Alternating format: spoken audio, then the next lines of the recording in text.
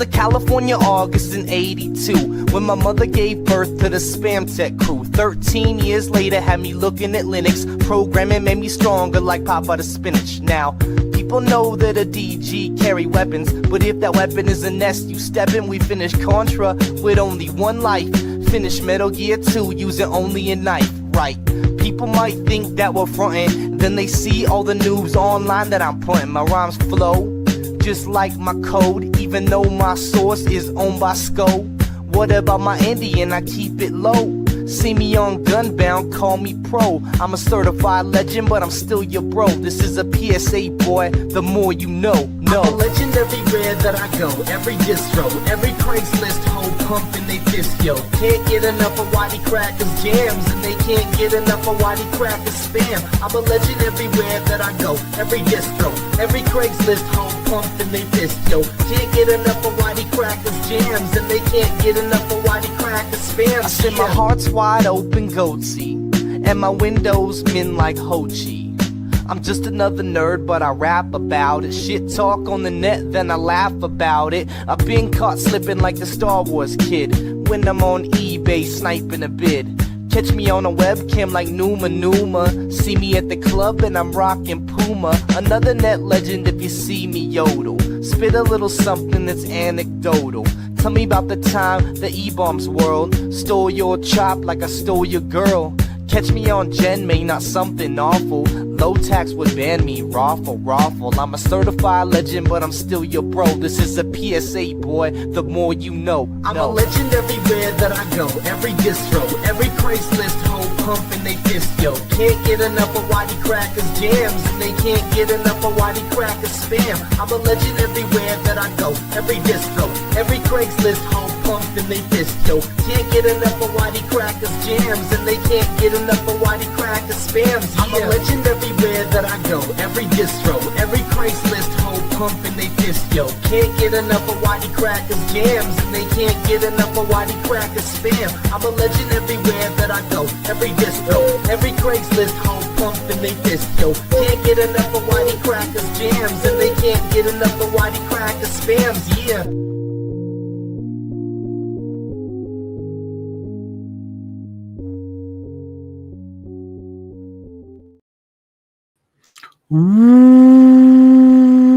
What's up, meatbags? It is the often imitated, never duplicated Frog motherfucking Tony. Short intro because I am feeling under the weather, a little sick. Despite that, we're still here.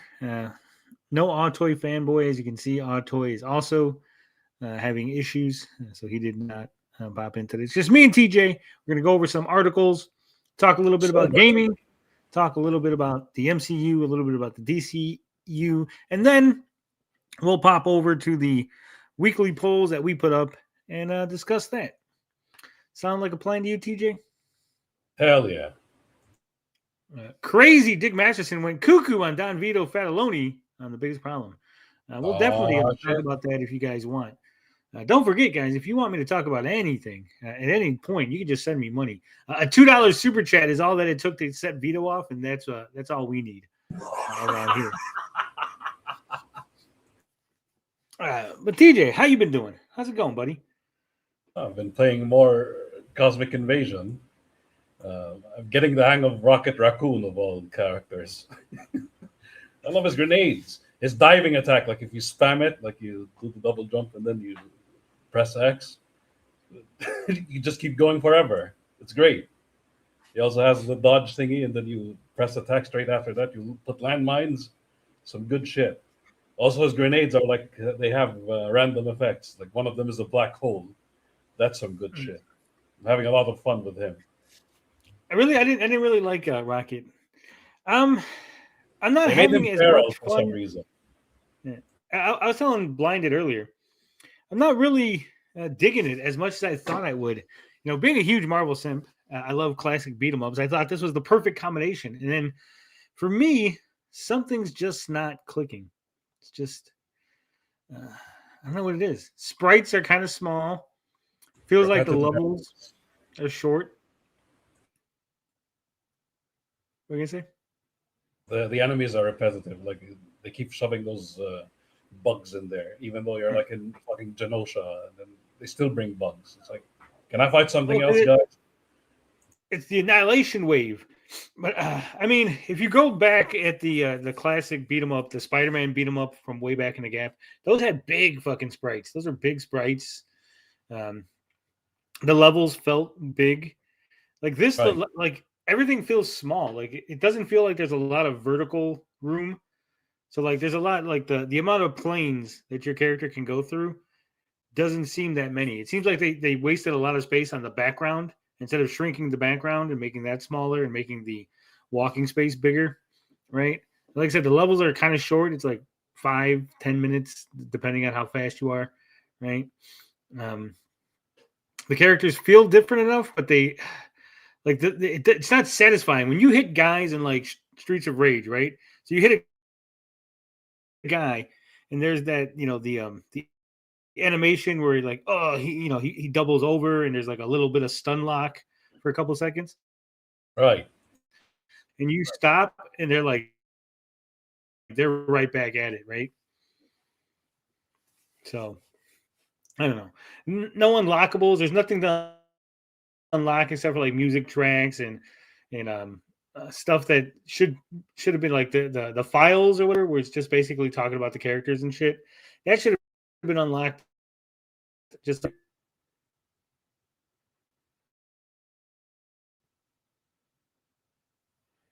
so. Am I cutting in and out, TJ, or am I clear? It seems like you're cutting off from my end.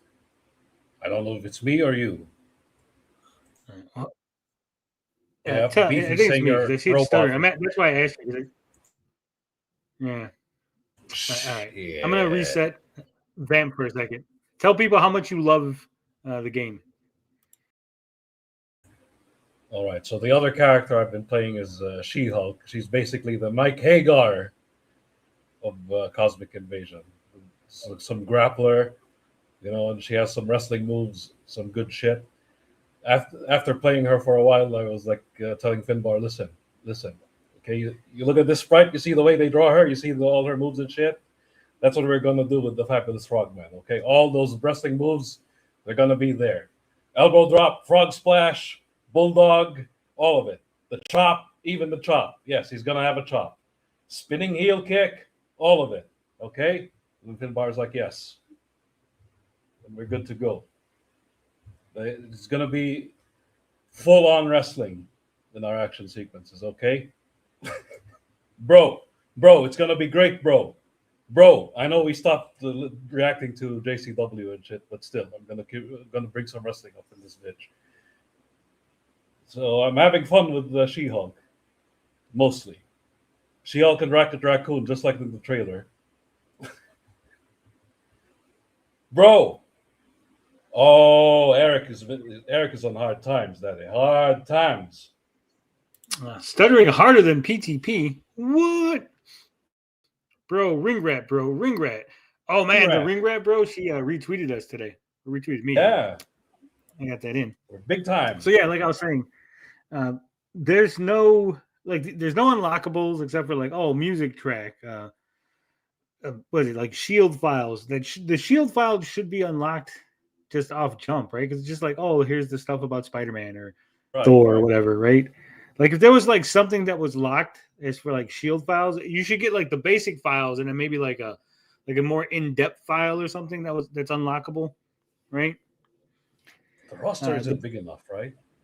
Man, the palette swaps, I would rather have. So there's like, I want to say 6 or 7 colors for each character, but it's the same costume, just different colors.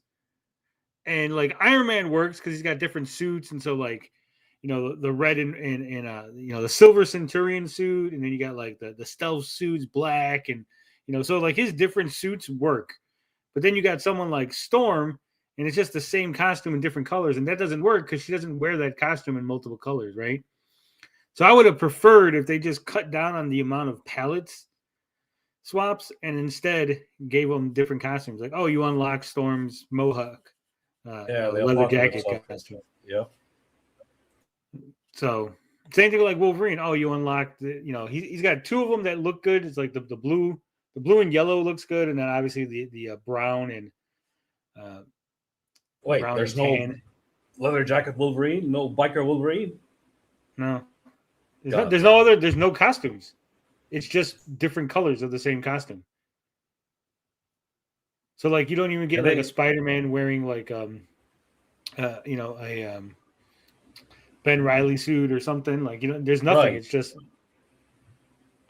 so again. I think that's a failure. More content, but no, like Ultimate Alliance has more content at this point.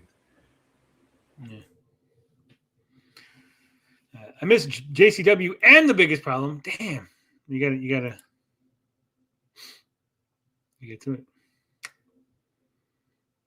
Let's crowdfund an animated Tony. That would work. That'd be pretty cool.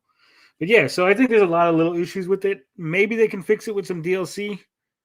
We'll see, but man, like even the replayability, like so there's challenges, like the level will be like, oh, hit 3 enemies with Captain America's shield, right? Yeah. And you don't really get anything for doing it. Like I've every level I've beaten the challenges. What? It's just like, huh? What? Nothing? You don't get anything for doing the challenges? Nothing at all? You get, so they got the little cosmic cubes, right? So there's one cosmic cube that's hidden in the level, and then the 3 challenges, and that adds to your team score. And then the higher your team score, the more cosmic cubes it gets. But then you just use those cosmic cubes to go unlock shield files, arcade settings. So like, the settings for the arcade mode. So there's an arcade mode and a campaign mode. The arcade mode, the settings are locked behind the unlockables, and you don't know where they're at on this grid. So you just got to basically unlock everything on the grid. And some of it is, like I said, extra palettes. So, you unlocked a grid number 7. You have an additional color for Spider-Man. It's like, okay. It didn't do anything. It didn't add anything extra, right? And they're like, oh, you can now play this music track. And it's like, okay. Does anyone actually care? I swear to God, I see this in a lot of games where it's like unlockable music, where you could play like, oh, now you could play level 3's music on level 2. And it's like, does anybody actually use those features? Right? I doubt it. I highly doubt it. So yeah. So it like I said, it's pretty much like, yeah, the challenges are cool and fun, but they don't really unlock anything. So there's no hidden characters. So there's 4 unlockable characters: Venom, Phyla-Vell, Jean Grey, and Silver Surfer. But you already knew they were in the game because they're in the promotional material. So it's not like you've seen the trailers. There's no surprise. There's no like, oh, look, oh, shit, I didn't know that the Darkhawk was in the game. Or like, oh, you could play as Thanos or something. It's like no hidden secret character, nothing. So it's kind of disappointing. Kind of disappointing. I still think Streets of Rage is their best one. Turtles is a little bit better than this one. Right. And then this one's adequate. Like, and again, I'm a guy who loves Marvel. I played the Marvel fucking Avengers game, which was kind of crappy. Hundreds of hours. I put hundreds of hours in the Marvel Online crappy Avengers game and spent hundreds of dollars. Okay, that's how much I love Marvel. That I spend hundreds of dollars so I can use different costumes, TJ. Like, oh, I'm going to play Thor. Like, now I got the Thor costume where he's like Cosmic Thor. And now I got the Spider-Man costume where he looks like, Superior Spider-Man. Look, I bought the fucking Hulk costume so he looks like he's World War Hulk. I would spend money on this shit, right? Because I am hours. A little bit of a simp for Marvel. Marvel Pony Boy. Exactly. So that's why I'm like, this game, I'm like, oh, this should be good. And then you get it, it's like, so disappointing because like just basic features. Like if this game came out 20 years ago, I'd be like, oh, this is great. There's all kind of things in it. But like for a 2025 game, you're like, wow, this is really devoid of features and extras, right? So I don't know. Hopefully something fixes it. Some DLC. Even like I know you like you're saying you like playing with the Rocket Raccoon character, but he felt off. Like the rest of the characters seemed more like serious in design, and he seemed silly. And consider like his design looked more like that's why I like it. Yeah, but like it feels out of place. next to the other characters, right? Right. So, yeah, that's my Marvel cosmic invasion rant. We'll still probably play it on the channel. I'll finish it and unlock everything, and then I'll probably just put it away until the DLC comes out. That was the same way with the Turtles. I love the Turtles. That's I how it played started. True. I beat the Turtles game, and then remember when I played the Turtles, I was the same way. I was like, "There's just nothing to do after you beat the game." Like, and I just put it away Then until the last DLC minute. came. They had that unlockable DLC for like the was it unlimited stages or whatever? See how far you can get, survival mode thing. But like the Streets of Rage, I would just play that because it was just fun. Like it was just that much more fun. So, yeah. I think the music also helps because Yuzo Koshiro, his music is great. Streets of Rage. That shit keeps you playing. Save money and buy Absalom. TJ said that was good. I was going to. Yes, hell yeah. McGordon on that shit. On another note, how have I been doing, TJ? You know what I've been up to today? Being tired and sober. Yes, but also. So I went to make this stream, right? I went to go into the StreamYards to, get the stream set up, and I seen the little thing live. Saggy Melons is live. Ray is live, and it's like I am right again, right? And so I was like, "Fuck, what's Saggy? What's Ray streaming about?" So I said, "Let me just pop in." Right? I said, "I'll just pop in backstage instead of going on YouTube and seeing what she's talking about. I just pop in backstage and listen in, right?" And usually when I pop in, she'll be like, "I see you back there, Tony. I know you're back there, right?" She didn't say nothing. And so I was just backstage listening to her, and she was talking about Rican Ranger or whatever. And I was like fucking around in the chat, like talking as her, right? And then about I want to say about 5 or 6 minutes, I said, "You know what? Let me fuck around." And so I fucked around, and I added on the little top, there's the little edit button, and it shows where you're streaming to, right? And it shows, streaming to Saggy's channel. So I edited and I added my channel, right? So you guys might have noticed earlier I was live. And so that was a Saggy's channel. And then suddenly, so people from our neck of the woods are coming in. And I had to pop in. I'm like, "Saggy, you're streaming on my channel." And she's like, "What? I'm like, "Yeah, you're streaming." I said, "Oh, no, my God, I'm going to end it. I'm like, no. I was like, finally, after she calmed down, I was like, "Saggy, I did it myself." She's like, "What?" I'm like, "Yeah, I went in, I was fucking around because you weren't paying attention. I added the thing." So then we get to talking and, "Oh, I'm going to do this thing on Rican Ranger, blah, blah, blah." But she was like, she talked a little bit about Comicsgate, which kind of opened the door for us to have the conversation, right? And so we're discussing Ethan Van Sciver, and I was like, "Oh, yeah, you tweeted at Ethan about that DM drop." And I was like, "He replied to you?" And she's like, "What?" I'm like, "Yeah, he replied to you." So Saggy had sent him, "Hey, Ethan, drop my DMs next." Right? And then she posted it. She goes, Saggy Files. Yeah, she posted on Twitter. She goes, "Oh, if you're not going to do it, Ethan, I'll do it myself." And she posted the screenshot. So then Ethan replied with a screenshot of his own, and it had the same thing. "Hey, Ethan, post my DMs next." And then Ethan's reply was, "Send nudes." He posted it online. I was like, "Saggy, Ethan said to send nudes." And so we're talking, and we started talking about the drama a little bit, and I started asking her, I'm like, "Well, a lot of people hit up Ethan." I was like, "What would you think of somebody hitting up Ethan, trying to get Liam in trouble for talking about Anna?" Right? And I didn't name any names, obviously. I just wanted a neutral opinion on the situation. Right. But of course, TJ, somebody had to be in the chat. Somebody had to have shown up in the chat to defend the honor of the Wooden Boys. Oh, no. Neutral, Katie did, had to be in the chat. Why is Tony talking about this? Don't bother Ray with this. Why are you bothering? You need to leave Ray alone. How dare you?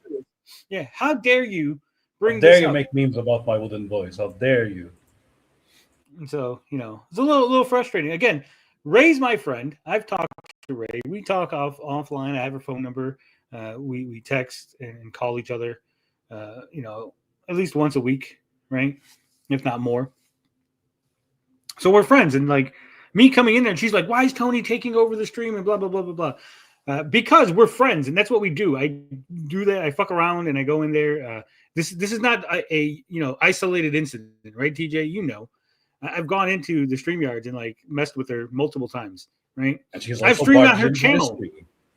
Yeah. So it's like mutual. And Saggy knows, and Saggy's like, "Oh no, he does it all the time. It's fine, whatever."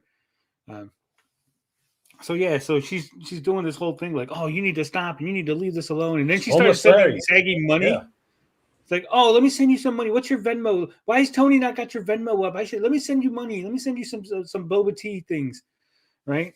It was so fucking weird and transparent that she just wanted me to stop talking about Cynthia and the gals, right? Because how dare I talk about Cynthia and the gals to Saggy? So weird. And everyone was noticing it. Like people noticed it too. It was like, it's weird. Yeah. And Neutral has evidently been busy clipping every recent stream Tony's been on. Yeah. And here's the other funny part, right? So she's in the chat, and I go, "Katie, isn't it funny that you clipped my rant?" So my rant was on Thursday, right? Thursday. I think by Friday she had clipped it and put it on her channel, right? But the stream from last week, Sunday, didn't clip that, right? Didn't clip any of the Wooden Boys. She did it now, I think, because me and Stray Beans were pointing out how bad it was. But she's just like, I'm really busy. This is what makes no sense to me. I'm really busy and I can't clip everything, and you got to be patient. So how is it that you couldn't clip a thing from a week ago, but the thing that happened a day ago, you were on it like that, right? You had my clip, my rant, and again, the rant that I did, it wasn't a straight through. You had to clip, cut, right? Because I talked about 4 different people. So it was like, it wasn't one continuous rant. It was like I was talking, and then we would go on something else, and I would go fucking rant on Johnny, and then I'd cut, and I'd like do something else, and I'd just rant about fucking Clippa. So like the 4 rants that are in that one video, she had to like have cut it up, right, from the stream. She had to have watched the entire stream, TJ, to know that those rants were there. Had to have watched the entire stream, cut it up, get the clips, put them together into one video, and post it on her channel. But the entire 1 hour, EVS appearance on the Cynthia stream, that was too difficult to do, TJ. That took her a whole like week to do, right? Very neutral, yes, very neutral. And that's what I'm saying. Like, it's just so ridiculous. The EVS activity. EVS coming here. She clipped the part where I was drunk and ranting, but she didn't clip the part where EVS came here and made fun of Cynthia, right? I guess that wasn't. I guess that's not important, right? EVS being here and dunking on Cynthia and setting the record straight about their quote unquote friendship. That wasn't important. Tony talking about Johnny Rocket or John Wong. Apparently, me talking about John Wong is super important, TJ. That's very important. Clippable. Yeah. How dare you? So clippable. So, when people say they're neutral, that's bullshit. That's not neutral behavior, right? Again, all you had to do was fucking hit record for an hour worth of stuff and put it on your channel the day after EVS embarrassed the Wooden Boys. It took me and Stray Beans needling her and telling her that she was, basically not doing what she said she was going to be doing, right? Which is weird. Paranoid Android was doing a good job clipping. Come on. Yeah. Broken Entertainment says she's neutral. She's sending a bunch of weapons and supplies to your enemies and not you, but she's totally neutral. Yeah. Yeah. And again, like even the thing with Mint, right? Like she said she was done talking about me, and there was like, I'm not going to talk about you. You're not going to talk about me. We're going to go our separate ways, right? But me talking about Mint in the Riley situation was so important that Katie had to get involved, right? Again, I have to get involved because Tony's talking about this. Well, it doesn't involve you, Katie. So what does it matter, right? Again, like, why are you sweeping for people? You know what? I know why you're sweeping for people, Katie. Okay? The reason that you just had to talk about the Mint situation, because Mint made you mad, right? Because you are a petty, vindictive bitch. Because Mint Like told you off in DMs, right? That's why there's no more what's new CG, because she told you off in DMs about your behavior. And instead of you just living with it, now you have to, you instead you said, hey, Mint told me off. I need revenge now. So I need to cozy up with Riley and do whatever I can to stop the Mint side of the story, right? That's why you were upset that I was telling Mint's side of the story, because Mint had upset you, right?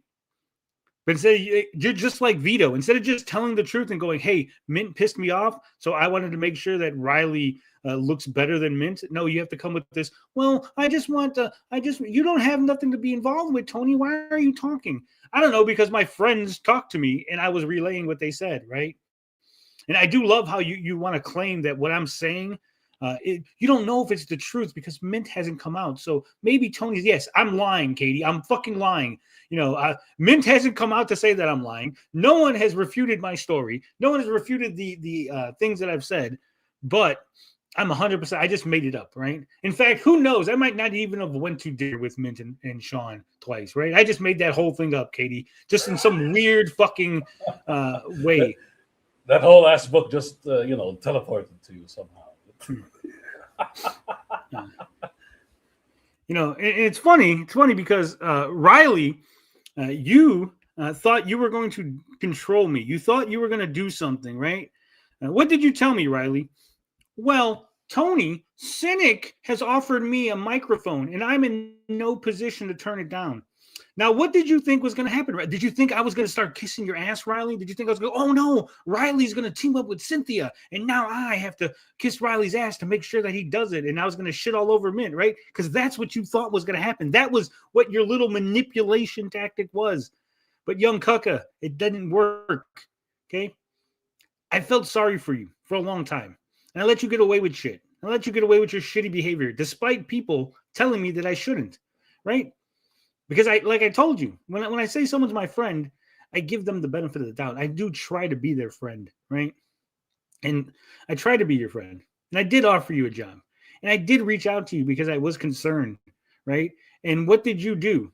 You tried to manipulate me and tell me that Cynthia was going to send you a microphone as if I was supposed to. CG, right? Himself, anti-CG Cynthia.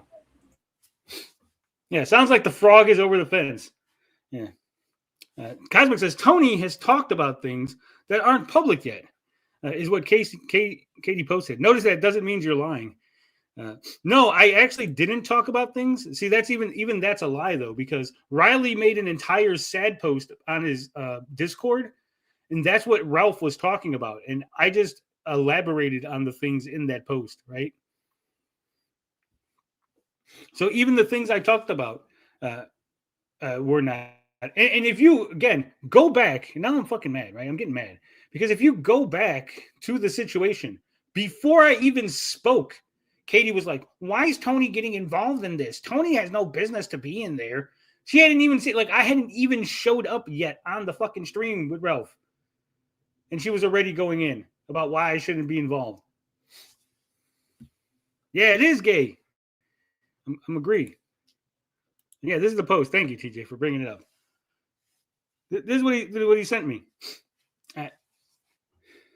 Anyway, now Cynic is offering to send me a microphone, and I am not in a position to say no. Yeah, you're not in a position to say no, Riley. Not in a position to say no. This is right at the time he was getting dog walked by EBS too, so do it that way. Again, I don't understand why you would even say that to me. Why would you even be talking to Cynthia? Cynthia has said repeatedly that he hates you and that you're a fucking retard and that what you did was stupid. But I guess, when you're really desperate, you go, when you're a broken man, you just go to Cynthia's arms. Against your own principles. Yeah. So that's what I've been. That's what I dealt with earlier.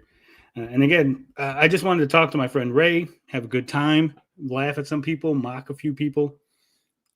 But apparently I'm not allowed. I'm not allowed to do things, right? I'm not allowed to talk to my friends. I need to shut up. It's always you guys need to shut up. And it's always funny, right? I talk about things. Katie's in the chat telling me I need to shut up, telling other people that I should shut up and I shouldn't talk about this. I don't see her going into she was actually in JJ's chat also sweeping hard for Riley and Cynthia and all that. Very neutral behavior from Katie. Very neutral behavior. Who would have thought that the $300 reward Riley gave Sean for going to the warehouse would have been so expensive to Riley? Yeah. What up? Liam says, I just got tired of the fake shit. Then after I spend so much time and money and humiliation defending her, she comes on to tell me publicly she isn't my friend. Fine, fuck it. Yeah, that was the other thing that kind of pissed me off. Liam's doing a stream. It's just a normal fucking stream. And so she decides she's going to go in there and be like, by the way, Liam, we're not friends, but I'm going to be nice to you still, blah, blah, blah. And it's like, why? You don't need to do that. Right? Liam's just fucking chilling, doing his thing. And then you're just going to go in there and be like, by the way, I'm not your friend, Liam. Just sitting there with Begloffner dealing out. Like, that was weird. I love her when she does that. I'm sorry for your confusion. I'm sorry for your hurt feelings when she says that. On some Eric July shit. Cosmic says that was a huge what the fuck moment. This is more mean girl behavior. Here's what I think. Okay, and you can call me fucking crazy. Okay, I think Katie did that on purpose. I think Cynthia said, "Hey, go in there and tell Liam you're not his friend." 100%. So he could spurg out, because they know Liam's going to get upset by that, right? And then Liam will get emotional, and then guess what? Now they have content. Now they can make fun of Liam. He's like his attack dog now. Good job. Yeah.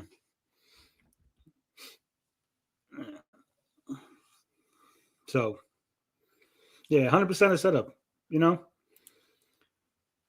But hey, neutral. She's super neutral, guys. She's super neutral, and I'm the asshole for pointing out the behavior, right? Cynthia went on Twitter and went, I don't understand why everybody's concerned with who I'm talking to and what I'm saying. Oh, I don't know, when you're going around telling lies and telling people you're best friends with Ethan and that you guys are always DMing each other. You're using that as leverage to try to get everyone else to think that you're special and you're cool. Look how cool I am, guys. You bitch and moan that Liam is telling lies about like little stories, right? Like, Liam didn't actually get a kangaroo in his house. Yeah. You're like, Liam didn't really have a kangaroo come over. That's a bullshit lie. And you have to spend 4 hours analyzing it. But you telling lies about being buddy with Ethan, right? That's not worth it. Guys, that's not. Why are you talking about that? That's not important to talk about. You want to talk about lying? Holy shit. Yeah. And here's the other thing. So Liam had said something about Von Klaus having a lawsuit. Von Klaus said, I don't have a lawsuit. Von Klaus, are you sure you never had a lawsuit? Are you sure? Because I'm pretty sure. In fact, you know what? Let me scrap that. I'm 100% certain I seen somebody with your identical fucking name have a lawsuit in 2022 because you owed somebody money. Okay? Now, I'm not here to dox you, and I'm not here to let people know. But yeah, that was definitely you. I mean, your name is pretty fucking unique, Von. It's pretty fucking unique. So it's not like you're Bill Smith and you're like, there's like 100 Bill Smiths. Your name is pretty, it's pretty special, pretty unique. It'd be really hard. It'd be a fucking miracle that there's somebody with your exact name, right? Maybe someone in Germany, not in the US. Yeah. Y'all need some video game in your life. We do. I agree, 56K. It's a good segue, I think. Yeah. Also, they were giving Perp a bunch of shit too. That Thursday will haunt me for the rest of my life. No, it won't. Just wait until I drop an N-word on you. Nah, TJ, bring up an article. I don't care. Dealer's choice. What we got? We got some weird shit on Twitter. Are you ready for this? I'm ready. Oh yeah, that's right. Bring up the Twitter thing. Yeah. Guys, Western media has been saved. This is actually what inspired the name of the stream. So this is George Torch Gaming. Because of these creators, Western entertainment is finally healing. Guys, first off, I want you to understand, he said these creators, right? So he's gonna be like, they're gonna be like directors and like writers and like Right. developers, right? You know, artists. These are gonna be people that create actual things, right? They've created better Yes. media, right? That's so. I'm really looking forward to who these creators are, right? Maybe James Gunn is on this list. Maybe he's talking like Suda51, maybe? Who knows? Suda, yeah, maybe. You know, Hideo Kojima? that idiot Kojima might be on the list. I mean, everyone loves Death Stranding, right? So Shigeru Miyamoto? I'm really looking You never forward to know. this. He says, "You've given people something real again, authenticity, craft, heart, and hope." I mean, that's fucking huge praise. Craft. Wow. Craft, heart, and hope. Hope, and he capitalized that. Like, these guys have created something so special that people are now hoping. Says, "Thank you for everything you shared and everything you've inspired in others." Fuck. Yeah, George Church is really, you know, I'm excited. Western media has been saved. Western entertainment is healing. Who did it? Who do you think, guys? Let's find out. Right? Oh, Nerdrotic. Oh man, critical drinker Eric July. You know, at the very least, Eric July has made comic books. Say, you know, we hate them, whatever, right? But he's made comic books, so you know, at the very Kind least, of off the hook. you could be like, you know, I could see George Torch, you know, like, oh yeah, this is healing Western entertainment, right? And some really weird, like you have to like squint really hard, but you know it's there. Heels versus babyface. Who else we got on here? We got It's a Gundam, WDW Pro. By the way, WDW Pro and Keon, which is Clownfish TV, those are the same fucking people. He put the same guy on there twice, right? No, actually, no. I have to correct you on that. No. Neon has the Pirates and Princesses. I know they're very similar because WDW Pro has the, you know. No, I could have sworn that was his other channel before, unless he got rid of it. No. Two different people because Neon is Clownfish TV. Yeah, but I thought they owned it. I thought they like. Oh, you mean they no? WDW Pro, his thing, the Park Place, got merged with Geeks and Gamers. That's what it was. These guys, they all blend together. The little platoon, I don't even know who the fuck. Like, so I know. I guess I was wrong about WD Pro, and I know Clownfish, but then like little platoon, who the fuck is that? Yep, it's another zero, like in the most literal sense, just some guy who shows up on their streams. Who else? Who else is on this list? Jonas. Oh, more. No idea who the fuck that is. Marvin Montanaro. No idea. Quarter Black Garrett, I know, in Mauler. So there's like 4 people on there. I don't have. They just hang out on streams. That's their contribution. See, you Super J says, wasn't WDW stole from them? I think so. I'm pretty sure Clownfish owned WDW Pro at one point. Platoon is just Timo Mauler, yeah. So this pissed me off so much because I can guarantee you there's not a single fucking person in Hollywood who is changing their fucking movies based on anything these fucking retards have said. Okay, the culture has changed, but it is not changed because of these retards. It has changed because we have a conservative president. It has changed because things have happened, right? You have riots, you have different things, you have different cultural events. Nothing these guys have said has affected anything. Video gaming doesn't go, oh man, is this design gonna help Az goon? I gotta make sure I got a design that's approval to Az's gooning ability. I gotta make sure that this is a movie that Mauler and fucking Critical Drinker are really gonna love. I've said this before, like the gooning became a trend because it's free advertisement. Because remember back in the Gap, the woke stuff used to be free advertisement. It's the same idea. He said Campbell and Montanaro are from WDW Pro. So he ran out of people. Oh, no. So 3 people of the same. Yeah. Wow. It's crazy. It's crazy. There's nothing. There's nothing here, guys. I'm sorry. You think that having a video with 1 million views affects anything? It doesn't. There's fucking TikToks that are getting millions of views. There's fucking Instagram videos and Facebook shit. There's way more things happening outside of the fucking YouTube sphere that are getting way more views, right? Do you see It's a Gundam showing up on like an ad for fucking the next Call of Duty, right? Is Mauler out there announcing the winners to an Oscar or fucking an Emmy, right? It's Quarter Black Garrett in the commercial for the new fucking holiday movie from Disney. No, because none of these guys affect shit. Nothing. They've done nothing. They've bitched and moaned, and then other people have heard them and bitch and moan. Movies are still making money. People are like, have they led a fucking successful boycott of anything? No. The same franchises they've been bitching about are still here. Neon and his wife, Geeky Sparkles, don't pretend to be changing things, just going over entertainment news. Seems out of place with that crowd. Zach goes after him anyway. Can you blame him? They're also like bitching about shit. I haven't watched, I don't really watch anybody, like I said, but I knew Clownfish from back in the Gap. I knew of him, rather, right? And I didn't agree with his takes. His takes seemed really fucking weird and off, right?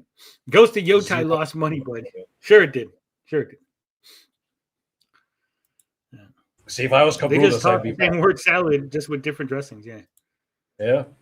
Same hibbity. You Super J reminds us YouTube is not real life. Most people in the world don't know or care about any of this shit. They don't. I can guarantee you, my father is going to watch a movie or not watch a movie more based on the trailers or something that happens in the news versus like, I don't think he knows any of these fucking people, right? And again, it seems to us, it's like if you're online, right? It seems like these people are so fucking important, right? Like some of these people have millions of subscribers. And I bet you if I went and asked people at my job, they would like have no idea who any of these people are, right? I asked somebody at my job if they knew who Candace Owens was, right? It's like, oh, you know who Candace Owens is? And they're like, no. I'm like, you don't know, like she's like in a big lawsuit with like Macron because like she called his wife a man, and they're like, no idea. And there's a guy who like listens to NBR and news radio and all that shit, and he's like always listening to the conservative talk shows. So it's like even he had no fucking clue who Candace Owens was. For him, these people don't exist. Damn. So, again, for us, it seems like these people are really important. These people are doing things. They're not. They're not. That's it. That's all I want to say. But Western media is healing, guys. So we're gonna get better entertainment. What's funny, TJ? They say Western entertainment's healing. Do these guys still make videos about how everything's gay and sucks? Even if it's healing, yeah, they're still at it. Well, I mean, apparently it's not healing because I mean, if it was healing, they'd start making videos about how much better it's getting. But all their videos are like, it sucks, it's terrible. Star Wars is dead. What's our new angle? What can we bitch about? What are things we can lie about so we can keep bitching? I wonder. All right. I can't see the private chat, so I have no idea what's in there. But let's read some video game news. I don't know. I saw Nerdrotic's pages and didn't feel like things were healing. Yeah. If Drinker's Movies is healing, then I've got eye cancer. All right. This is very sad news. Legacy of Kain. Soul Reavers. Scroll down, TJ. That was a great game. Eidos Montreal has apparently canceled a Legacy of Kain revival. We always like whenever we talk about like things that deserve like a remake or remaster, like another sequel. I think it got the remaster, but like every single time, right? Like man, a Legacy of Kain had so much potential and everything. Story went nowhere. It gave you a cliffhanger, and the story went. That's it. That's all you're getting. It's like, damn. I think it deserves a reboot. I think you could reboot Legacy of Kain. And could you imagine like a Legacy of Kain, but done like in a Skyrim style, like an open world Legacy of Kain? They did with God of War. Like, give it the God of War treatment. That will work. Shut the fuck up about Dino Crisis then. Oh, What? people are clamoring for that too. I know there was a fan remake, but still. All right, scroll down. Let's see what's going on. Just gonna make my own Legacy of Kain with blackjack and hookers. Yeah.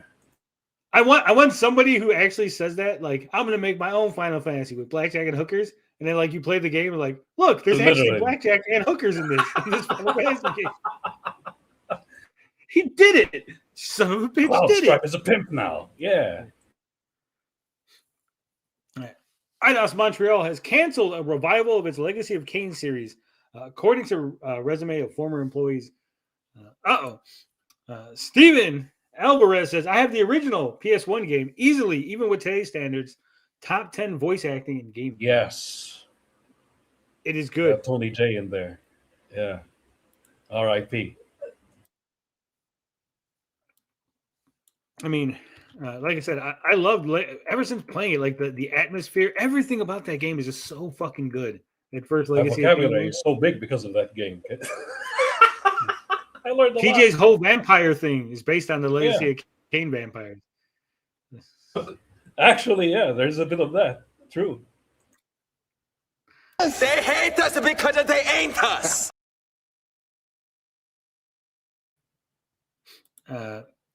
Neon bitched about Metroid Prime 4 music being locked behind Amiibo, but nobody cried when Metroid NES and Fusion Suit needed GBA on the GameCube. Yeah, it's not even... So the music, from what I hear, the Metroid Prime 4 music isn't locked behind Amiibos. What's locked is the ability to change the music, right? Like, so if you have the Amiibo, they allow you like to change the overworld music or something, right? So it's just like a bonus feature. It's not like something like, oh, there's like 27 tracks and you only get 6 unless you got the Amiibo or something, right? Like, no. It's actually okay. At least it's not an outfit or some, pay-to-win bullshit. It's fine. An outfit would be fine too. Like if it doesn't have any benefits, if it's just a or an outfit, true, cosmetic, true. Right. So let's see. According to the resumes, via Cat Statue on Reddit and Red Reddy on Twitter, of Samuel Dar, gameplay director at Eidos Montreal, and Stuart Wheeler, associate design director at Eidos Montreal. The studio had some layoffs a week ago alongside the cancellation of several projects. Among the latter was a dark fantasy action role-playing game that was focused on reviving an established vampire IP, suggesting that it was likely planned as a revival of the Legacy of Kain. You know what I love about articles like this, TJ? What's that? It'll go, oh, according to this resume, they were working on a reviving an established vampire IP, right? And then they go, it was most likely Legacy of Kain. And you go, is there another Eidos-owned vampire IP that they have to revive? Like, there is no other answer. Like, it is Legacy of Kain. Right? It's definitely not Vampire the Masquerade, Doesn't involve Eidos. Yeah, that's what I'm saying. Like it'd be like, oh, Nintendo is going to revive a multiplayer climbing game with icicles, and you go, Ice Climber? It's got to be Ice Climber. There's like no other answer to that, right? It's like, no, actually, it was Buzz Bomber 3. And Castlevania, bud, yeah. Castlevania, bud, yep. Did you see the demo for Legacy of Kain, Dead Son? Like, they were going to make Legacy of Kain, but you're a different character. And then that got thrown out of the window. And then they wanted to make some hero shooter bullshit straight after. Good job, guys. Good job. Look at that. List of canceled. Keep going. List of canceled internal projects at Eidos. Dark fantasy action role-playing game focused on reviving an established vampire IP with the design emphasis on melee combat and parkour.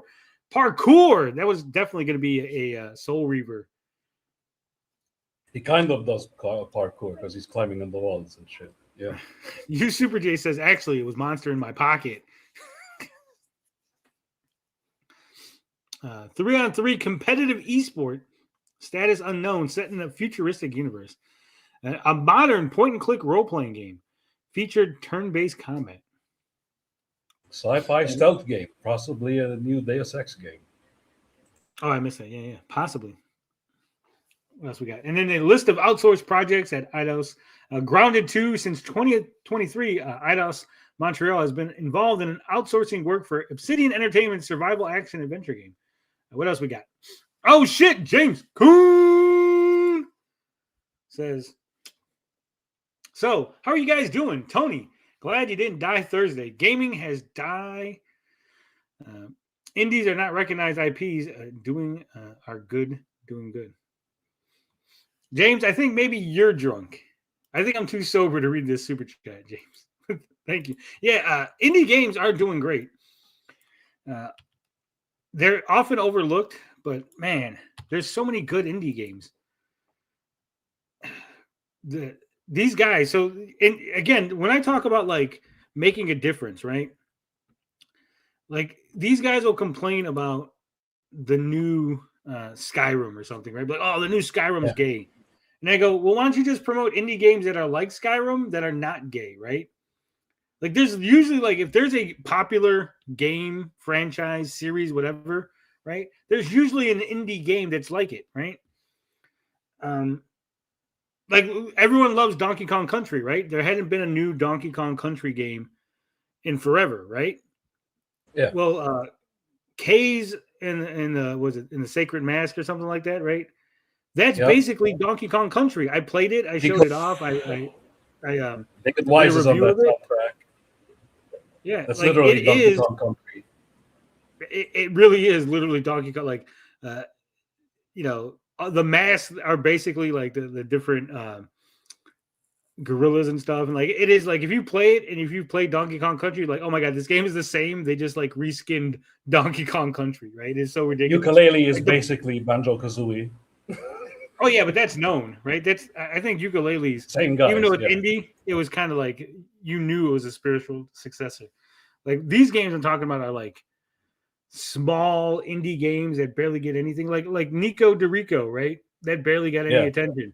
That's basically a fucking Crash Bandicoot, you know, old school platforming fucking mascot game, right? Bubsy 4D looks good. So there's so many games out there, and the same thing with movies and TV shows. Like, okay, this mainstream thing is slop. Give me an alternative. What else is out there? Tell me about these good products. Tell me about the good movies or the good shows that are out there, right? Then I would go, yeah, they're actually making a difference because these small projects that are now getting funded, these small projects are now getting attention and people are watching them. And so now Hollywood and stuff has to take, you know, they have to take notice because these are the things that are getting ratings and stuff, right? But they don't. They just want to bitch and moan because helping somebody doesn't get you as much attention as detracting, right? All right. Thank you again, James Kuhn. $10, and you know what that means. Niggas can be gay too. Whether you like it or you love it, whether you're kissing or you're touching, the right or lust, I know you covet. Niggas can be gay too. There ain't nothing you need to hide. Video games won't really survive. Tomorrow you might not be alive. Niggas can be gay too.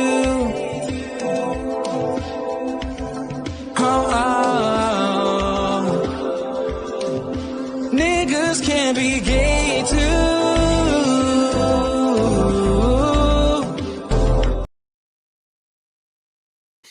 But they're all gay. Perp can disavow to. Perp can disavow to. Whether he loves it or he. All right, what else we got? Scroll down, TJ. We got Fable. A team of over 100 people was involved in outsourcing work for Playground Games' upcoming action role-playing game from 2022 to early 2025, after which Microsoft didn't renew the contract. Internally described Fable as a simulation action role-playing game at Eidos Montreal. All right. So I think we're done. I think we got the gist of it. Fucking Legacy of Kain not coming back, much to my dismay. I hate to see it. You really do. I really hate that there's so many good IPs out there that they don't do nothing with, and you can't do anything with it yourself, right? And then, like, the people that are out there making games are not making knockoffs. Make more knockoffs, man. When NES was around, everything was a knockoff of something else, and it was so great. True. Give me a knockoff of Soul Reaver. Let's Netflix make that getting happen. WB will fix everything. Yeah. Oh my God. We're gonna talk about that in a minute. What we got next, TJ? We got a super chat first. Look at this. James Coon says, sorry, YouTube is auto-correcting my words. Gaming isn't dying. It's just the recognizable IP's dying. Someone is making spiritual successor to Star Fox called Wild Blue Skies. I seen that. That was that game that Sturgis was going to goon to. See, that's the kind of thing that I'm talking about. Like, they should be promoting these games, right? Everyone loves Star Fox. And the fact that instead of promoting Wild Blue Skies and talking about it and like getting really excited and be like, hey guys, make sure you know we support this game and we give it all the attention that it deserves. They rather just complain about fucking the new Snow White. They're still complaining about Snow White. I've seen people putting pictures of Sydney Sweeney as this is the Snow White we wanted. Like, dude, guy, the movie's like the movie came out and bombed already. Like, dude, we don't need to keep talking about Snow White. There's like indie horror versions of Snow White out there that are actually good. There's some good shit, like some indie horror version of Cinderella. Foreign versions too. Like, if you really want to watch the same damn movies but done better, it's out there. And it is. And all right, James Coon, for your $10, we get to hear it again. Niggas can be gay too. Whether you like it or you love it. Whether you're kissing or you're touching. The right or lust, I know you covet. Niggas can be gay too. There ain't nothing you need to hide. Video games won't really survive. Tomorrow you might not be alive. Niggas can be gay too.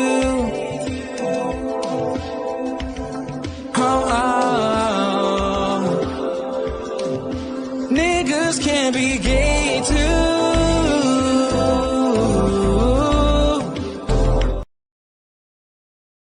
A girl has no name says, no, mute.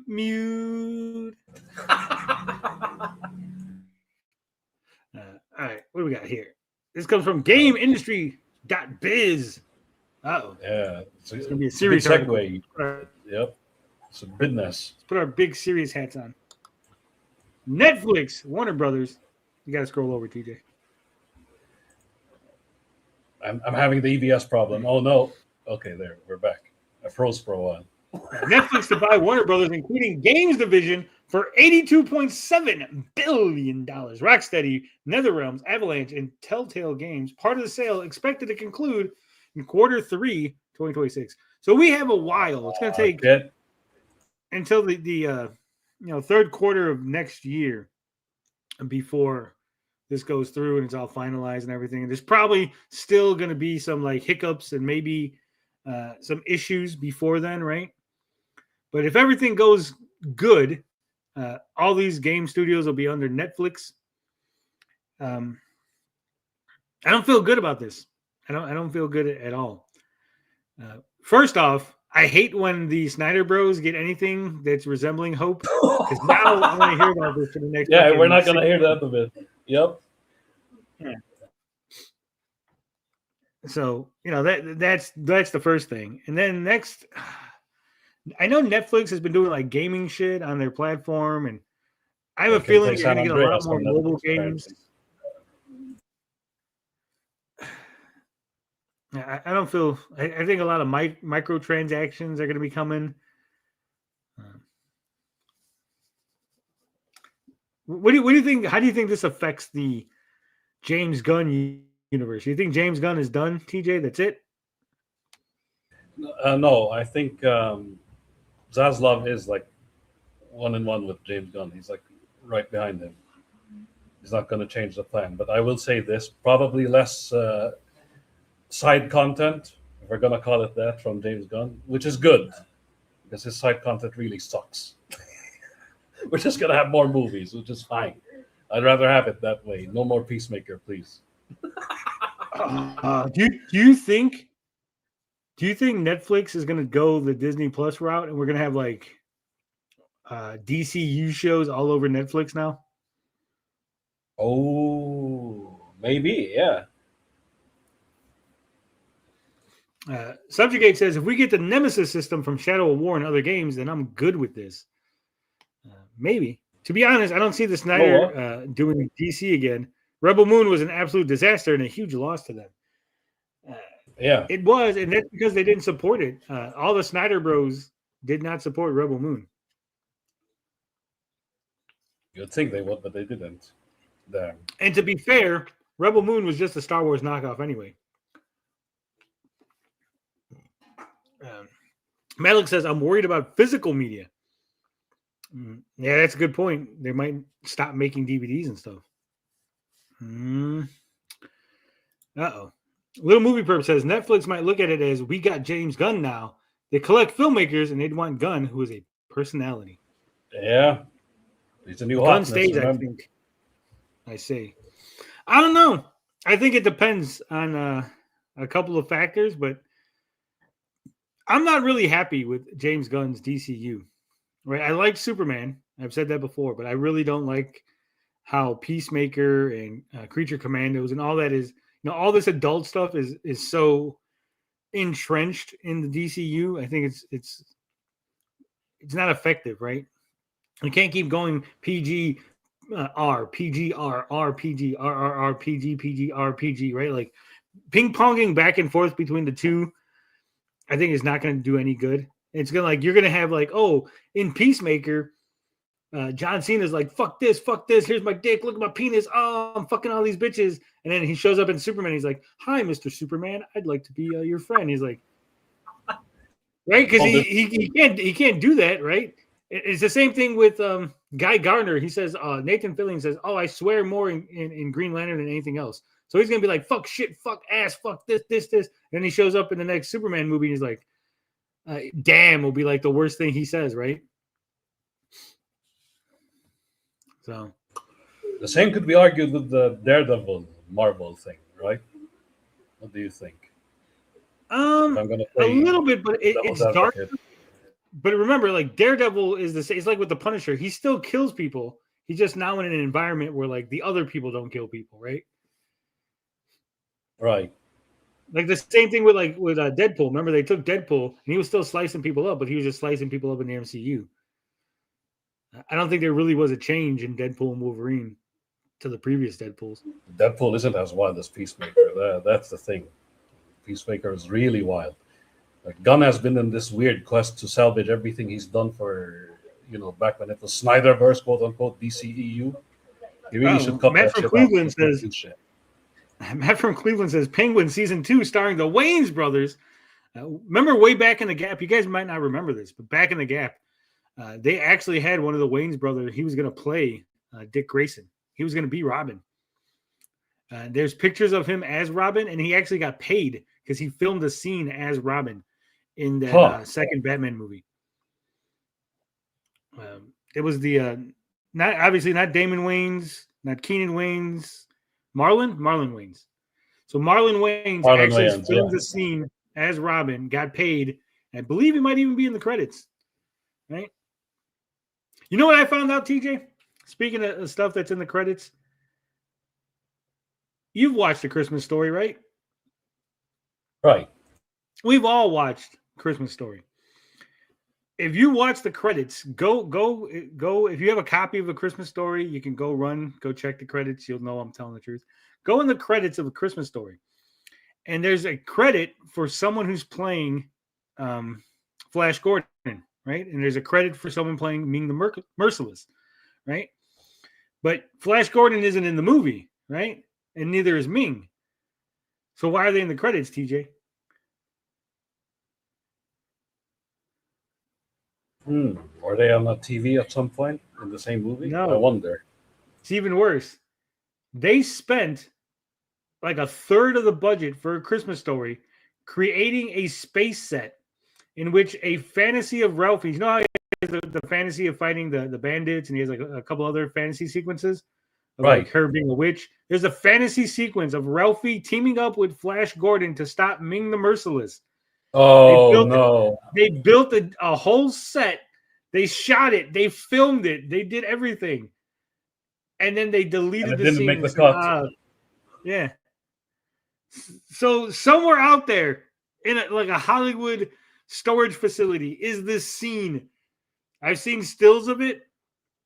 It's probably like really hokey and bad, but it's there. And again, they spent like a third of the budget on this one scene, and it got deleted from the movie. That would have been badass, you Super J. I agree. I want to see it. We're gonna make a heist, all right? All right, you and me. We look for that, and then we look for Batgirl. Okay, let's make it happen. Yeah, if we have time, first we steal the Flash Gordon scene, and we have time, we'll grab the Batgirl over there. Yeah. All right, scroll down. Let's see what's going on. Let's see what they have to say here. It says Netflix is buying entertainment giant Warner Brothers in a deal valued at around 82.7. What if Netflix buys Marvel next? And then they just combine the two universes. And then you have, Daredevil's back home. See, that would work. The acquisition will see the streaming giant own the film and streaming business of Warner Brothers Discovery, which, as of July 2025, includes the company's video game division. As a result, if the deal is approved, Netflix will soon be the owner of developers Rocksteady, NetherRealm, Avalanche, and Telltale Games. In buying Warner Brothers, the company has outbid both Comcast and Paramount Skydance. The news was formally announced today. The deal is set to close after Warner Brothers Discovery spins off Discovery Global into a new publicly traded company. This is expected to occur in quarter 3, 2026, meaning the sale would be complete by September 30th, 2026. Quote, Ted Sarandos, the CEO of Netflix, "Our mission has always been to entertain the world." No, it hasn't. Your mission has been to make as much money as you possibly can. That's all business missions. Business it is. Yeah. By combining Warner Brothers' incredible library of shows and movies, from timeless classics like Casablanca and Citizen Kane to modern favorites like Harry Potter and Friends. I've never seen that movie. Have you ever seen that movie? No, I still haven't. Funny enough. No, DJ. I believe because it's the way it's written, right? Casablanca is a movie. Citizen Kane is a movie. Harry Potter is a movie. Friends is a TV show. And Friends? It looks like it says Harry Potter and Friends, like if that's the name of the movie, right? Like, oh God, because and Friends is like a typical thing, like Disney, Mickey Mouse and Friends, Batman and Friends, right? Like so, it's like Harry Potter and Friends. Like, is that a TV show? Did I miss a Harry Potter thing around here? Welp, the last time a comic-related media got sold, I lost the chance to see Spectacular Spider-Man Season 3. Steven Alvarez hitting us with the big 5. You know what that means, TJ? I believe this is a monumentous occasion because here on a Saturday night, we have achieved no ads, TJ. We are ad-free look at for that. the rest of the show. For the rest of forever. This will be forever ad-free and available on YouTube. So thank you guys who've donated. James Kuhn, Steven Alvarez, and I believe, who else was the other one? I want to make sure I get this name right. No, it's actually Steven Alvarez both times. So thank you guys. I appreciate it. And speaking of Disney and Star Wars,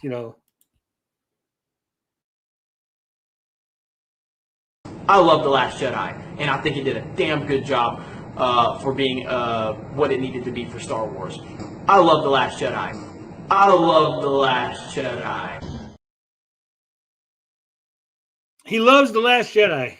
He's going to pull a Cynthia and say, actually, I was just trolling you guys. It was a trap. Where's Katie to sweep for me? Subjugate says you're going to have to choose what AI to pledge your life to in the future. Streaming war between Netflix and Disney. Yeah. Oh. And don't forget that we're on the cusp, TJ. We're on the cusp of the big food chain wars that we know. If Demolition Man has taught me anything, Taco Bell won the food wars, right? Oh yeah, that was a good movie. I want to see a movie or something where there is, they always talk about the food wars, and you always like, obviously it's all corporate shit, blah blah blah, right? But I want to see like an actual like guys in McDonald's outfits out there like shooting at guys in Burger King stuff. An actual war, yeah. Disney gave us Blood In, Blood Out in HD after decades. Yeah. You know what's funny that you say that, 56K warning? So I've talked about this before, right? And this might, damn, if I tell this story, TJ, this might, what's the word I'm looking for here? Might dox me a little, right? I'm gonna take a chance. Take a chance anyway. So Damian Chapa played Miklo in Blood In, Blood Out, right?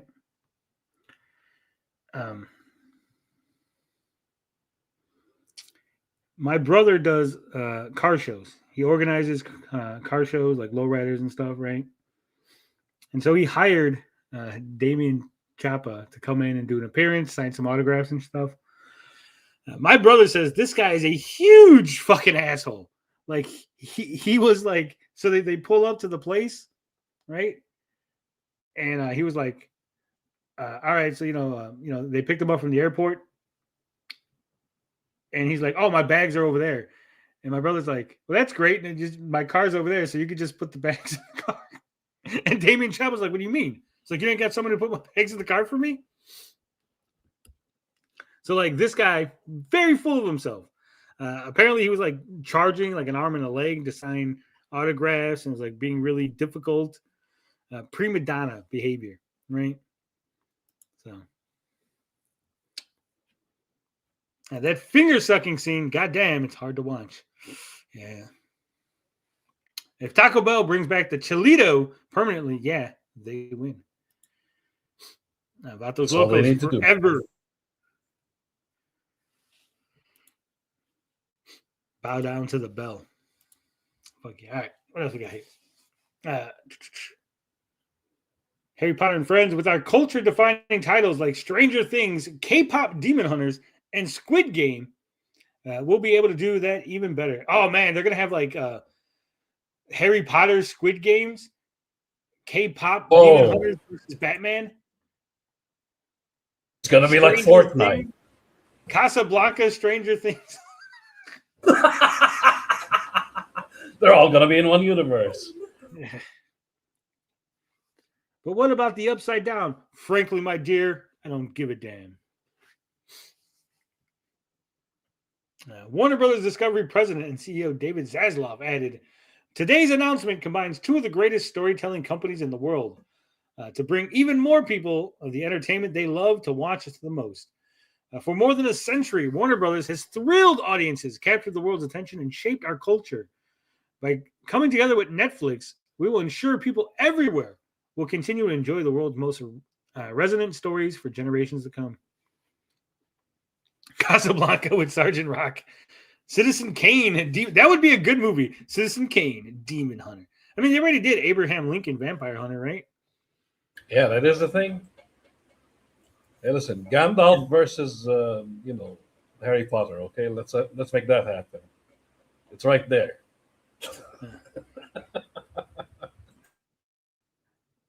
They're going to show the scene where Gandalf falls, and then he's just going to end up in Harry Potter land. He's like, "Where were you? I was in Harry Potter world." He's in time. It's the same actor anyway, Ian McKellen.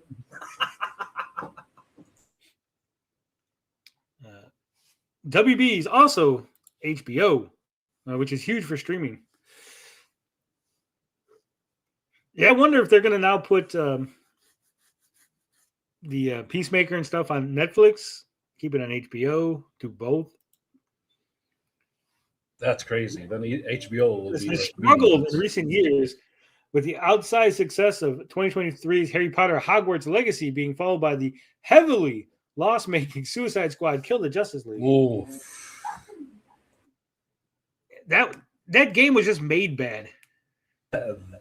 If anything, that's what killed them, really. Yeah.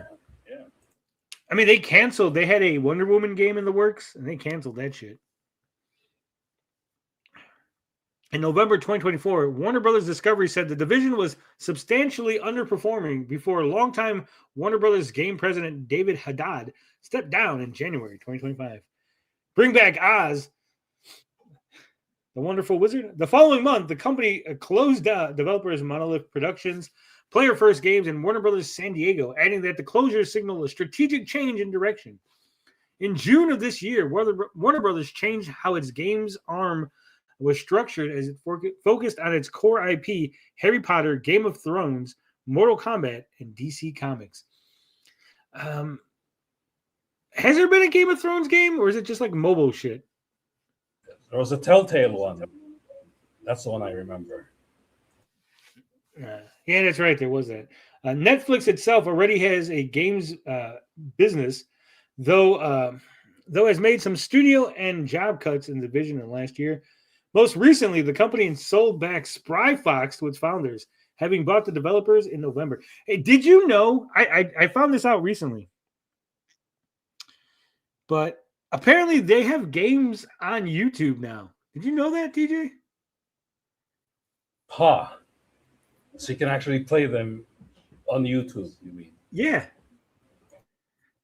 They're not like very advanced, but like say like a match 3 type game, you could play it like on YouTube. Like Java type games, you know? Yeah. I can imagine. Which is weird. And it's connected to your like Google account or whatever. So this should be interesting. I look forward to see what happens. I know the Snyder Bros are going to be all up in arms over the next year. It's not coming back, guys. Snyderverse not coming back. Okay. This doesn't mean anything. This doesn't mean that it is. I know you want it to be that, but it won't. I do think that the DCU, I think it's going to get a revamping. Yes. A heavy makeover. All James Gunn's plans, they ain't gonna work. They'll have huge potential for the games, but they'll blow it. They'll blow it. We need the Stadia too. Oh, shit. I mean, we got the Amico coming out this December 31st. So there's always that. All right. Disney working on a groundbreaking game experience for Star Wars. The project aims to herald the next generation of Disney to the world. Let me know. What do you think it's? I can't imagine what would be groundbreaking game experience. Like the words game experience really makes me think it's going to be something stupid like a VR thing, right? Right, lightsaber, you know, like the shit they used to do for the Wii, that type of stuff. Yeah. Zoom in a little, TJ. All right. Says entertainment giant Disney is hiring someone to join its digital entertainment team to work on an upcoming Star Wars game that has the ambitious goal of being a groundbreaking game experience that will herald the next generation of Disney to the world. The job for an associate art director calls for someone who will work on the ambitious and exciting new project. Working with top-class industry talent, this role is perfect for seasoned visionary leader looking to create something epic. Guiding and collaborating with a robust group of creative and production leaders focused around a wonderfully rich and cohesive product that is truly Disney. I read a line from the description. The successful candidate will be the person who, quote, inspires and informs our development team to deliver the most authentic, world-class Star Wars experiences. It's going to be a dumb Star Wars shooting ride for the parks that crosses over with a game on your phone. Probably. You know what? Yeah, that's possible. Trans Wookiees. It's a double entendre. See, they're also Wokies.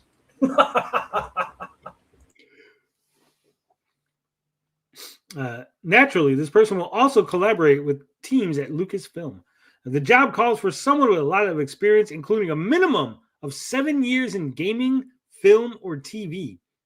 And someone who has a, quote, broad and deep understanding of Star Wars. Perp! This job is perfect for you. You have all that. Oh, shit. And the person should also have an extensive game development experience on top-grossing, critically acclaimed AAA games on console. Like, hey, we want the best of the best. What's more, The person who gets the job will be asked to travel globally to meet with partners spanning the world over. Oh shit! Oh, Look at this that. sounds Perfect. bad. This sounds like it's going to be like a Star Wars game with like Nikes in it and stuff. Yep. Some gotcha slop. Let's go. Yeah.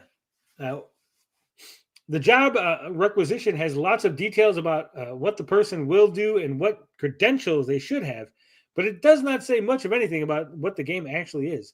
From the sound of the job, the project will be developed externally, which makes sense given Disney doesn't do much internal game development and instead license its brands to external teams. Now, this is the new. Actually, it's not a Star Wars game. It's actually Isom on the Moon. TJ, that's it. I got it. Okay, you ready for this?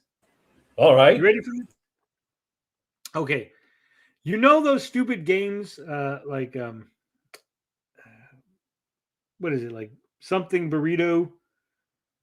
You know, where you take the little like it's like a mobile game and you take the character and he's on like a slingshot and you got to try to like make him go real far, right?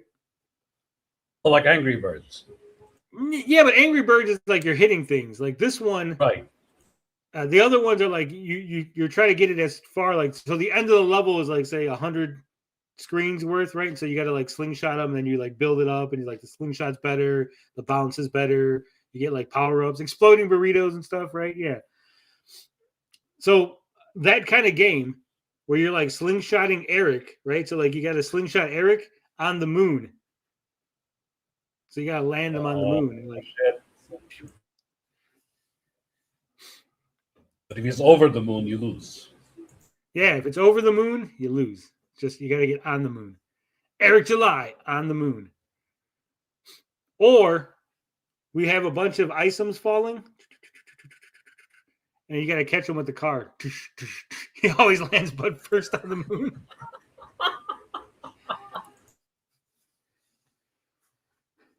Burrito Bison is the game I'm thinking of. All right. It says, while the specific game remains a mystery, we do know about many in development Star Wars games, including Star Wars Eclipse, a remake of Knights of the Old Republic, a new game from Amy Hennig, Star Wars Zero Company, and a third Star Wars Jedi at Respawn. The latest rumor is Creative Assembly is making a Star Wars Total War game, and that it may be revealed at the Game Awards. That, see, Total War, that needs to happen. The Warhammer that. Total War is fire. Fuck that. I don't want to play those kind of games. You know what I want? What's Go that? call up fucking Koei and give me a Star Wars Yes, true. Warriors. Yes. Could you imagine actually. Star Wars Warriors and you're like a Jedi and you're fucking cutting through stormtroopers or clone troopers or the robots or whatever it is, depending on which level you're playing, right? I think that would be a badass game. And then because you could have different characters, like you got the Jedi, you got the Sith, you got fucking the bounty hunters, right? You get to play as Darth Vader. He'll be like the little boo of the game. Like you have to run away from him first. You can't fight him in the beginning. So they're trying to make all the games Modder's been making for decades. Lamau. Total War. Meh. Endless DLC, microtransactions. No, thank you. Exactly. Rotham says, Burrito Bison. I haven't heard that name in a long time. I love that. I used to play that. I think I played it on either Congregate or Armor Games, or maybe Newgrounds way back in the gap. A Lounge Lizard Larry, but set in Jabba's palace. Oh shit! The front runner to become the next Disney CEO, Josh D'Amaro, is a big fan of video games. He shepherded the $1.5 billion investment into Epic Games for the upcoming Disney X Fortnite project and wants to do more with the gaming going forward. Smash TV, but you're fighting your way out of the Death Star. Yeah. Congregate, damn, bring back memories. See, I'm old. I'm an old head. I know about these places. I know about all the scummy places on the internet. Disney was at one time the biggest player. It was a bigger player. At one time, it was a bigger player in the world of video games, as the company had its own dedicated internal gaming division with Disney Interactive Studios. Lucas Games also had its own division at one point. Yep. Disney also operated the once popular Disney Infinity Toys to Life brand, but it also shuttered. Today, Disney's efforts in gaming mainly involve licensing its brands to other companies. In 2019, Iger spoke candidly about Disney's struggles making and publishing games internally, admitting, "We haven't been particularly good." Yeah, Disney has so many good IPs. The fact that they've fumbled the bag on these games for so long is so weird, right? They're only good when they're outsourcing their shit. You know? Yeah. All right. So I look forward to whatever weird shit that is that's coming out of Disney. Imagine a Leisure Suit Larry game done on Tatooine. Yeah, I don't know. Man, Star Wars on SNES was hard as fuck. That was Super Star Wars, and it was ridiculous. Infinity toys were designed better than Amiibos. They were. That actually looked like it had legs, and then it just like ended. I was just really disappointed in that. All right, so this is an article from the Direct.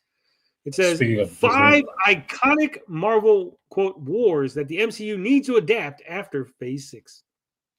It says after Avengers Secret Wars ends, these legendary Marvel comic wars could take the MCU to higher heights. I doubt it, but let's see what they have.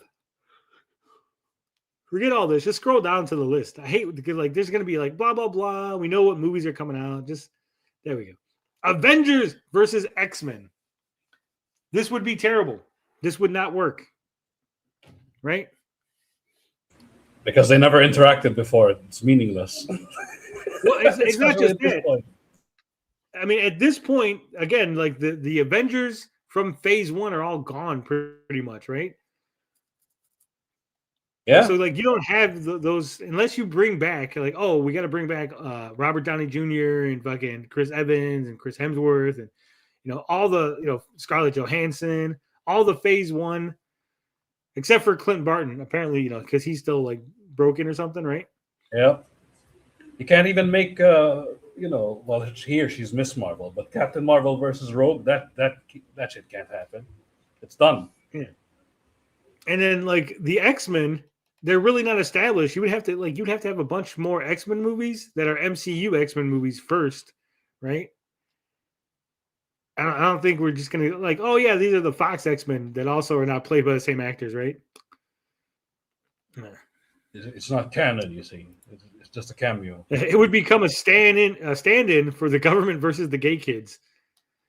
So the Avengers would be the government, and the gay kids would be the X-Men, I guess. It's like Secret Invasion with no heroes. Exactly. It's like that show didn't work because it didn't have everything that made Secret Invasion, right? Stray Bean says even the comic series was kind of forced and stupid. It really was. Cyclops did nothing wrong. Cyclops is the He's always hero. being done dirty, the poor guy. He really is. For being like the number one right-hand man of Xavier, he gets no respect. The main guy, yep. All right. Scroll down. What else? What's the other one? What's the next war? World War Hulk.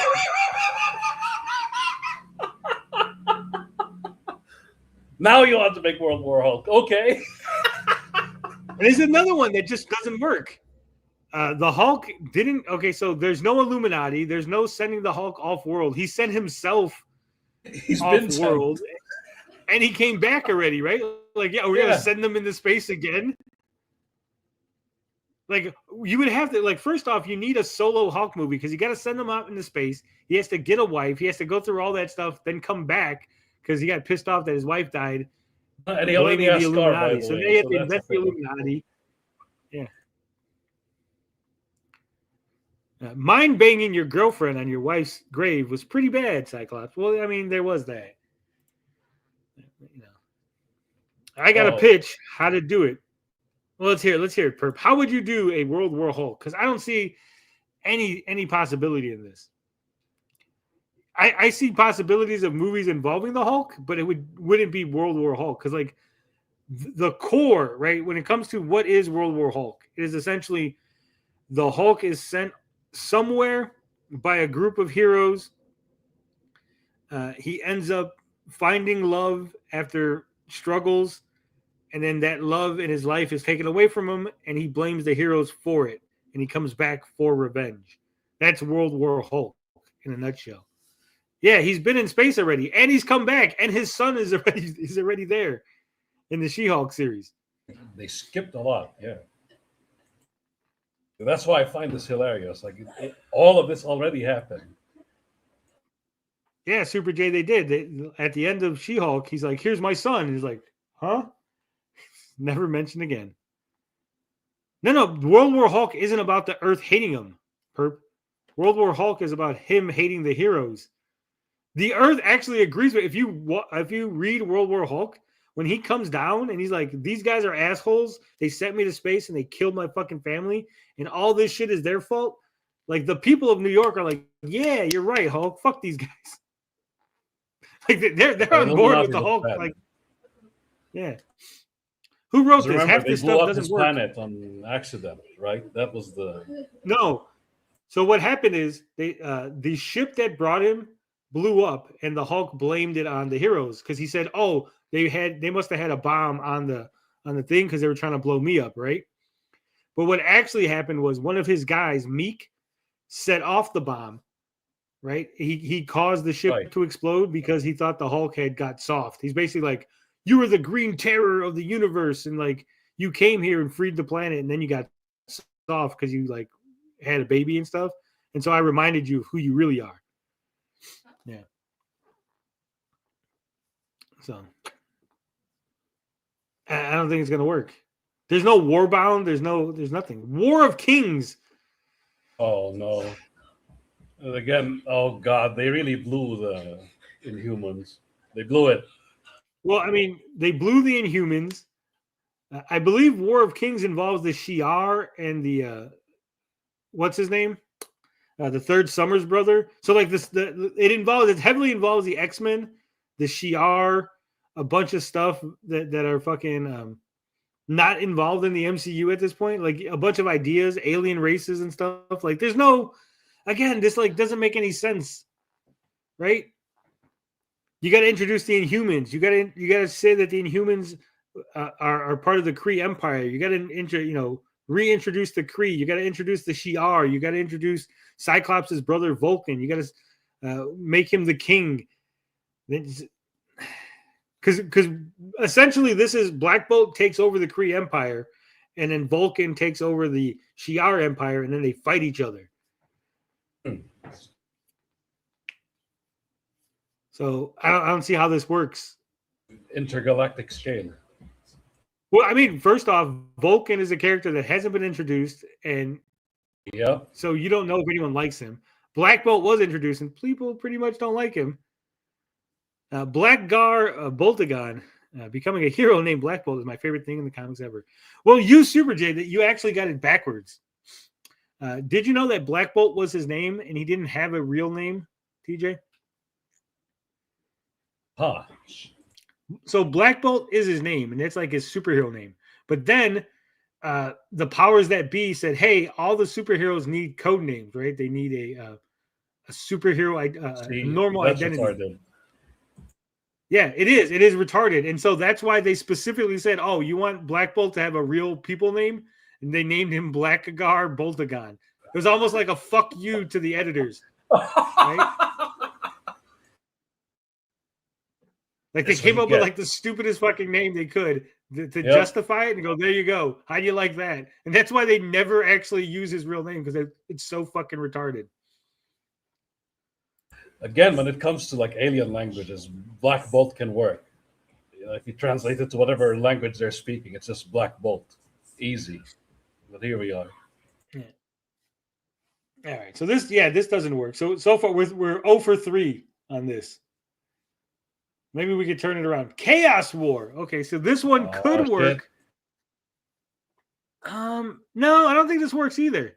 Because we pretty much had all those guys get defeated in Thor Love and Thunder, right? Yep. Like they showed the Pantheon, they showed all the different gods out there and goddesses, right? And again, like they pretty much got beaten by Gore the God Butcher. It would just end up being another Gore the God Butcher thing, right? Even if it's done better, people are over it. It's too late.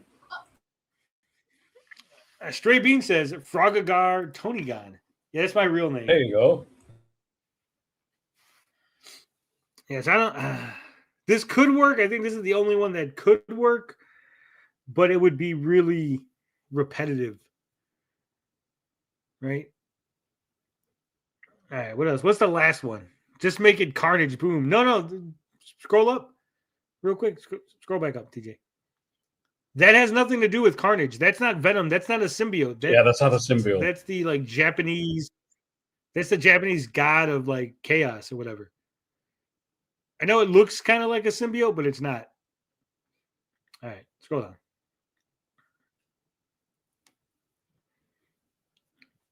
And what's the last one? Minute. Infinity Wars. Oh, wow. Well, we already had an Infinity War. I think this is like the cancer verse they're talking about. Scroll down. Let's see what they say. Yeah, I was about to say, like, see the god of chaos over there. He's kind of obsolete because isn't Shumagorath the chaos entity? And here you have this Infinity Wars. Let's see what this is about. Infinity Wars builds on the Infinity Stone's legacy, introducing Requiem, a mysterious figure wielding the Infinity Gauntlet to reshape reality. The story sees heroes like Star-Lord, Iron Man, and Doctor Strange navigate a complex, chaotic universe. It's focused on the Infinity Stones and power makes it compelling. Many angled ones and Shumagorath. I don't know. We never got Armor Wars. Yeah, that was right. That was supposed to be a TV show, and then they canceled it. And then they were supposed to make it a movie. Yep. Yeah. Armor Wars is good. You know what would be really good? Here's what they need to do. Fuck all this bullshit. All right. They need the hell is it? Damn it. I lost my train of thought. Acts of Vengeance. That's what they need. Acts of Vengeance. So what's that about? From the comics? So in the comics, basically before there was an Illuminati, before there was a Cabal, way back in the gap, there was a crossover, a major event called Acts of Vengeance in Marvel Comics. And so Loki went around to all the major villains, right? So he approached Doctor Doom, the Mandarin, Kingpin, basically Red Skull, like all the main heroes, their main villains, right? And he proposed to them, like, look, like Red Skull, you're always losing to Captain America, right? So what if Baron Mordo fights Captain America, right? And he'll kill Captain America for you. And then you, Red Skull, you'll go after Spider-Man, right? And so like it was basically like we're gonna trade heroes, right? Because they're so used to, like, Captain America has fought you so many times, he knows how to defeat you. But if we throw him a curveball and suddenly he's fighting the Lizard, like he might not be able to handle it, right? Right. And so there was like you would start having all these matches where like heroes were fighting villains that were not their normal villains. So you're having like really interesting stories. Like how does Captain America fight the Scorpion, right? Like how does this guy take out this guy? So it made for like really compelling stories. But at the same time, Loki tricked all these villains to thinking they were like, it was their idea and they were the head of this like group, right?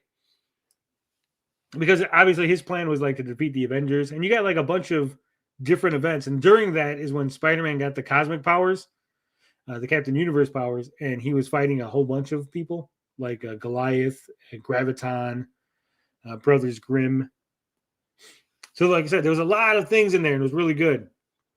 So I think that would work. Could you imagine, like, boom, the next Spider-Man movie, and it shows up, and it's like fucking the leader. Yeah, it'd be like No Way Home all over again, but even better, bigger scale. Suddenly Iron Man's like, I could stop anybody. Then bam, fucking here comes what's his name, the Abomination, right? Yeah, it was Loki all along, yeah. And the only villain that actually beat someone was Paste Pot Pete because Spidey got too cocky. Yeah. Just say the superhero version of wife swapping. Damn you, Stray. So I think Acts of Vengeance could work. That would be a really interesting thing. Atlantis attacks. But I mean, they pretty much made Namor like. Yeah, that's what it was. Fucking Shuri. Right. Yep. Mr. Carlos says his fight with Graviton was a great issue. Yeah, then years later, they all came back. So after all that ended, like years later, Graviton and all them came back to fight Spider-Man, and he didn't have his Captain Universe powers. Suddenly, the Hulk is fighting Robert Redford. Yeah. So, but I mean, part of the problem with the MCU is like most of the villains got killed off, right? Like almost all of them die. So, all right, what do we got going? Speaking of villains, Marvel Studios just unveiled its next major Daredevil villain. Shit. All right, scroll down. Let's just see who it is. I'm hoping it's someone good. Keep going. Oh, it's Matthew Lillard's casting amongst a host of others was confirmed earlier this year. But a specific character remained a mystery until recently. All right, scroll down, TJ. All the way. Let's go.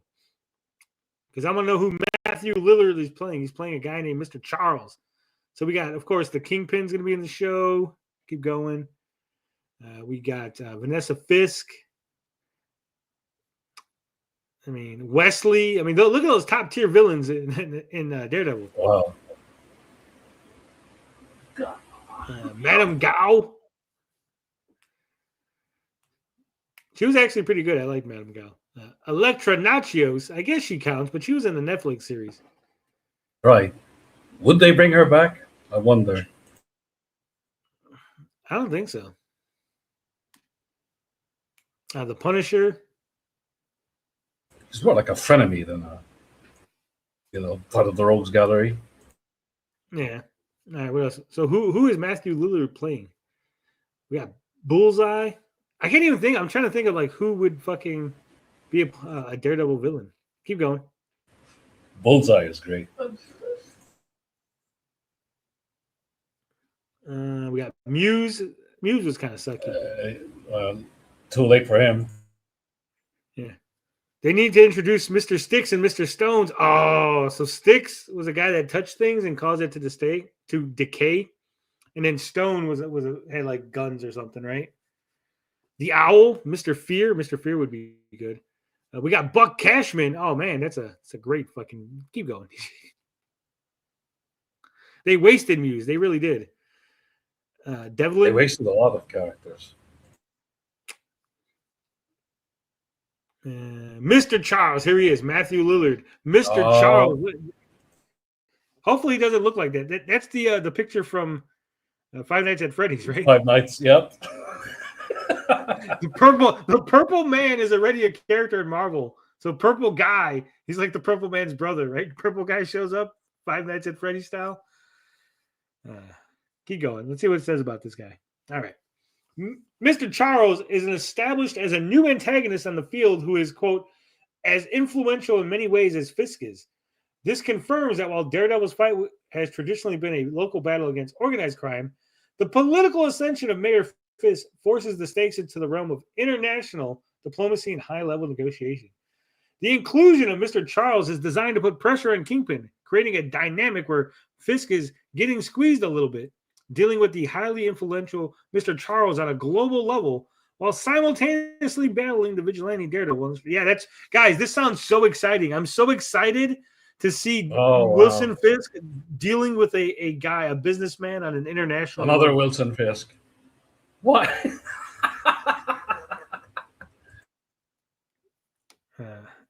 All right. That was such a letdown.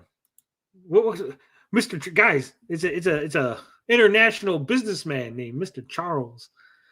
It sounds like a Jeffrey Epstein analog. As long as he doesn't kill himself. Right? What do we got? We got something from DCU? Let's see. I think that's like the only costume guy we got is fucking Bullseye, and even then, not really. It's like the first 30 minutes of Phantom Menace being about trade tariffs. Yeah, unnecessary. Daredevil there's a ton of people Daredevil could be fighting. Low level super villains. Typhoid Mary, they've done nothing with her. They didn't even introduce her. DC officially unveils Millie Alcock's new Supergirl costume, and it looks perfect. Oh shit! Let's see what we got going. Wait. First off, pause it. Pause it. How is this is updated on December 3rd, but so the costume at the end of Superman is not the costume she's going to be wearing in the movie. So they have another costume. Make that make sense. Okay, let's see what it looks like. Blah blah blah blah blah. Rumors swirling. Blah blah blah. There it is. I mean, it looks pretty decent. How short is the skirt? Scroll down, TJ. Let's see what the skirt looks like. It's too long. Way too long. They gotta shorten that bad boy up. It's gotta go up at least 2 or 3 inches, right? Thigh eyes are all right. Look at this. Yeah, I mean it's what you expect from a Supergirl costume. What does the S look like? And it's the same S as the Superman S. The belt looks a little weird. It almost looks Wonder Woman-ish. The belt. Yeah. I was about to say it looks like a W. Look at that. That's the costume from Superman, but she had a trench coat. So that's not the new one. Is there a different one? Scroll down. What else is in the article? I didn't read this. I think we're looking at the same suit. Yeah, keep going. Maybe this is just an old article that they updated for with like some bullshit, and that's why it's there. Keep going. Just scroll down, TJ. Keep scrolling. Don't be afraid to scroll. Keep going.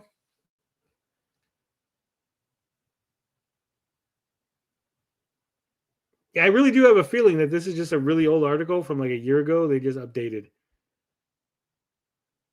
Right? I think that's it. Yeah. That's all they're showing us. All right. That's great. Fantastic. All right. TJ, go to my channel, go to the post section, and let's look at some polls and stuff. And then we'll get out of here. We'll let you guys go home early. So while we're doing that, TJ, what do you think about biggest problem moving to Thursdays?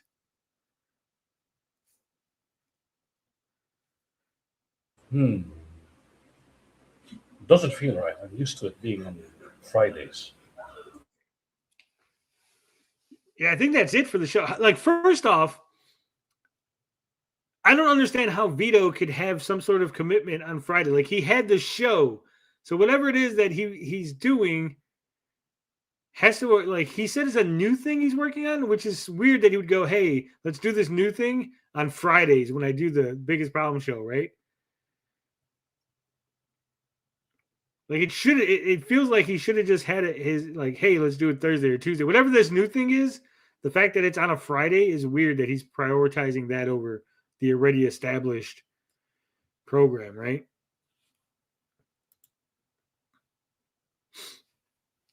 All right. You know what? Play that real quick. I don't know if everyone's seen it. I don't think people haven't seen it. Yeah. Let's do that. This is an actual panel. Alrighty, my name is Liam Gray, part-time museum security guard, full-time. Hang on a moment. Let's play it from the beginning. Yeah. He's doing what Az did when he left Friday Night Tights for a while. Alrighty, my name is Liam Gray, part-time museum security guard. Why is it choppy? God damn. Your internet. 1 moment. I have no idea. I was going to say, what's going on with your internet, TJ? So that is a panel from the upcoming Awesome Amphibian Adventures. We based that security guard on Liam Gray as a nice little nod to Liam. And then Finbar had it animated, and then TJ is having difficulty getting it to play. Mr. Carlos says, well, I'm already home. Alrighty, my name is Liam Gray, part-time museum security guard, full-time. Yeah, it's not playing. Fuck. Just go back to the post. All right. You can go see it on your own. It's on the page. You can see it. It's linked. What commitment? Driving his white van around the pier? I don't know. He said it was like some new and exciting thing that he's working on. And I just think it's weird that you would like, I'm going to do this new thing on Friday when I already had a thing on Friday. Right? right, so 6 days ago, I was on that perp stream. Don't forget. Hell Right, yeah. scroll. Lots of revelations on that stream. All right, so I said, should we continue to mock Cynthia and his gal pals? 121 votes. Yes. Anti-CG church sucks. Overwhelmingly. 14% said no, I'm a cuck. I think they were confused. It wasn't no, Tony's a cuck. It was no, you, the guy saying no, is a cuck. So 14% of you decided you're a cuck. Because it doesn't say no, you're a cuck, right? Like I'm asking the question, hey, do you want me to do this thing? And you're like, no, I'm a cuck. So that's your answer. You're the cuck. 14% of you admitted to being a cuck. So I know at least Stray Beans answered that, honestly, when he said no. I don't know if the rest of you understood that. And then, of course, 12% said Johnny Rocket isn't funny. And I do appreciate that 12% of you went out of your way to not answer the question, but to just let me know that you don't find Johnny Rocket funny. He was very upset by this poll, by the way. He was very, Johnny Rocket's one of those thin-skinned people. Holy shit. Right? It's again, Johnny Rocket. I want you guys to understand this. Johnny Rocket went to his diary, his little Substack diary, and he did an article about me. And then he went into the Dick Discord and posted it 3 different times. He had to make sure that it was posted in the Dick Discord general chat 3 different fucking times. Because I guess the first 2 times didn't get him enough attention. So he had to post it 1 more time. It's weird behavior. But I'm the one who's coping and teething, TJ. He stared into the Niobe and became one. That's what really happened. El Rufian says, Johnny Rocket isn't funny was my vote. Yeah. All right. I said, is the leader of the anti-CG church, Cynthia, the next PTP? TJ says, I don't know who that is. 47% said, I don't know who that is. Cynical something or other. Overwhelmingly, again. Overwhelmingly. 29% said no, and 24% said yes. So I guess, no one knows who that is. All right, scroll up. Of course, go support Elliot. Go watch that show. Elliot has some good insight. So this is says, wow, Cynthia tried to tattle on Liam. In case you missed it, these are DMs from Cynthia to Ethan Van Sciver. And as you can see, on October 20, was that 26, TJ? 26, yep. October 26, 12 he p.m. says, ask Liam why he called Anna a stupid bitch on live stream 2 days ago.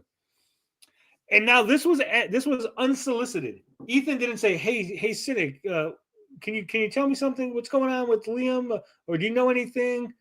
There was no conversation. There was no back and forth. This was an unsolicited DM that he just shot over to Ethan. Because, they're such good friends. So he felt that he could just shoot a DM to Ethan to tell Ethan to ask Liam about Anna. Now, I don't know if this is when Liam was on stream with Ethan or Ethan was on stream with Liam. But either way, so in any scenario, you have to imagine Cynthia's looking, if Liam is on Trashcast or the Kings or something, and he's like, how dare Liam be on there with Ethan? Let me go. I'm going to go DM Ethan, and he's going to ask him that question. And then Ethan just ignored that DM, right? It's really weird behavior. And again, what was the purpose of this? The purpose wasn't, hey, Ethan, how's it going? I heard X and Y. No, it was like, go ask Liam about this thing. Hey, your friend Anna? Liam called your friend Anna a bitch. Maybe you should ask him about that. Maybe you should get Liam in trouble. Cynic's Cope post where he says, I'm not a nobody is the gayest thing I've ever seen. Jesus. I've not seen that. So yeah, just remember, this is the guy who complained, who was crying. Stray Beans is trying to cancel me. Tony's trying to cancel me. While he's DMing EBS things about Liam. Who's trying to cancel who?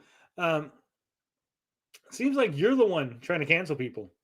And it seems like you can't handle when somebody gives you a little public pushback on your behavior. Really gay. And the general public can't stand you. He can't handle that either. Yeah. All right, scroll up. I says, would you play a Comicsgate trading card game? 32% said yes, 49% said no, 19% said maybe. Damn. A couple of I was people, one of like the I people put that this said up here, guys. I want you to understand how weird my life is. I put this up there. This was just like a thought that entered my head. I was like, I need a question. It's like, oh, a trading card game. Like, I wonder if like Comicsgate would play that, right? I put that up there, and there was people DMing me going, "Oh, so what are you thinking, Tony? Well, what is it that you've come up with?" I'm like, nothing yet. It was just a general musing at this point, right? But I think there could be something, but it would be really hard. Here was my idea. Here's what I was thinking, TJ. Right?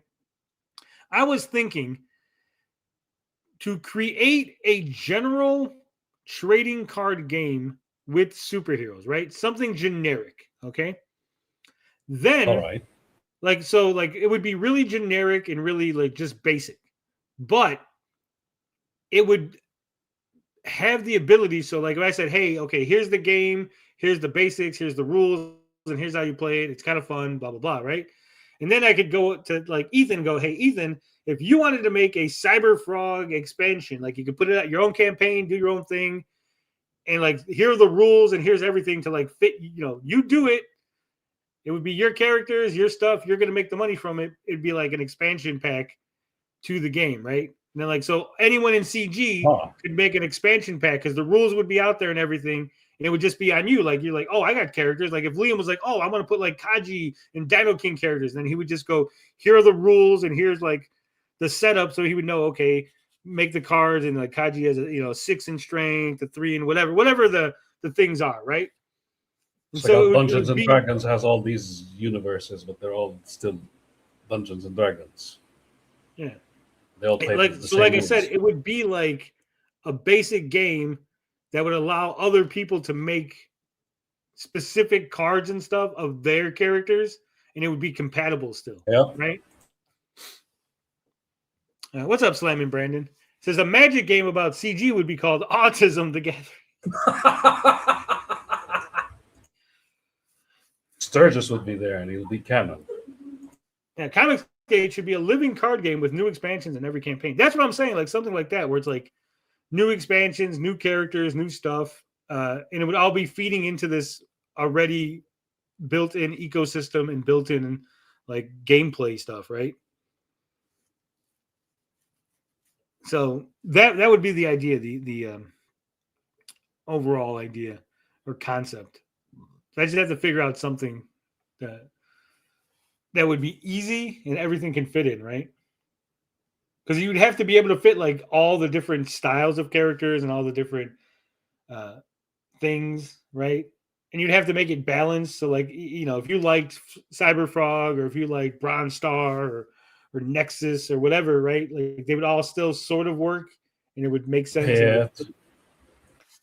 Right. Because like I've played like Marvel card games. Like I used to play Marvel Verse, right? And it's like, oh, Thor's got like a 2/2, and you're like, well, Thor's like super powerful. Why is like this card like so sucky? Like, why is this fucking why is he so lame? Card better? Well, there's a Super Thor card, but like that's a better version of that. Like, so I don't want that. I don't want that sort of like this card is better than this one, or this one's the best card, and that. So I want power something creep where and shit. Yeah. Especially because look, let's face it. If I'm like, here's the game, and I give you guys like full control, right? What's gonna stop you from going? Well, fuck, I love my characters. They're all 10s. Every category is 10, 10, 10. I have the best cards ever. Give my cards all 11s. Yeah. Yeah. See, it's not a bad idea until egos got in the way and people created cards to purposely nerf someone else's card. Oh. Yeah. That's why I said it. That's why I want to make something generic where it's like the cards aren't necessarily like what's the word I'm looking for here? Like like you're not designing like powers. You're not giving them Right. numbers, right? It's more like, okay, so this is Cyberfrog and he's this type of hero, and so that interacts with these type of cards, right? There's a So, like, format everybody has to follow. yeah. So that way they're equal, but it's like, the goals and everything. That's why I said I got to work on it. I got to kind of like think. And I know Beefy does card games. He works with the guy from Go Fight Pow. He plays that card game and does that. He sent me a whole bunch of them. I have a bunch of those cards. I showed him off once. Yeah. I remember playing Marvel Overpower. Marvel Verse was good. I had it on the I had both physical cards and then I had the PSP game. It was really fun. But then like it just ended, like the support. So there it is, guys. Those are the polls. We're gonna have more polls next week. So none of these cards are blue eyes, white dragon, basically. Yeah, basically. Art was mid to bad, but was fun for its time. Like I said, that would be the goal. We got to work on something. I really do think Comicsgate needs to branch out, right? And there's a lot of ways to make fan games. There's a lot of ways to make smaller projects. I know Work the Wizard has like a game, right? I think they used RPG Maker to make that. So you could do things. We just got to kind of do things, right? We actually have to like CG Master Racers, the cars, that was a success. This would be crazy, Yeah, but you got to reach out. Like I think so. Like the Master Racers was cool, but I don't know if like anyone actually went to the communities, because there's communities of people that collect collectible cars and shit, right? Like, did they ever reach out to those people? Because those might be the people interested. Like, oh, these are more new like diecast cars, right? And I've talked about this before. Like when it comes to like I was telling Jimmy Reyes, right? I'm like, you have a fantasy book. You should be like reaching out to people that have fantasy books and like, communities and stuff. And like, hey, I got a fantasy fucking comic. You like fantasy novels? Here's a fantasy comic in the same sort of like high fantasy dragons and shit, right? So I think that there's, like if you have a TCG, and like, sure, it's appealing to us on the CG side, but on the TCG side, it might appeal to those guys. You go, hey, look, there's a TCG game. It's cheap. It's like boom, boom, boom, right? And maybe they get into it. And then that's how you get them to go from this to that, right? Like they play the TCG. And they go, oh, what are these characters? Oh, they're comics. Oh, there's comic books that go with them. Boom, boom, boom. Next thing you know, you're selling more comics. Just don't make it lame like low-cal card game cringe. Is there a low-cal card game? Oh, wow. That must be awful. Run a game session in your world on a D&D guy's channel. Yeah. So I like I said, I think there's a lot of ways to market and stuff, right? But I don't know if everyone's going to their full potential when it comes to that. So we'll see. Who knows? Maybe I'm full of shit, and maybe in a year from now, I go, yeah, none of this worked, and that's why no one was trying it, because all this shit is stupid. But who knows, TJ? Maybe I'm not drunk enough for this conversation. Anyway, guys, it's been 2 hours. I enjoy it. Thank you guys for the support. I appreciate it. James Kuhn, Steven Alvarez, all you guys watching. Shout out. All you guys enjoying the ad-free. Don't forget, we'll be back Monday to Detract. Detractor Kings on Monday. We got that Eric July crowdfunding, TJ. I know people are waiting for us to talk about that. Oh. We got a lot to say about that. So much on Monday. It's gonna be good. It's gonna be good. All right. Love, peace, booty grease. We out this bitch.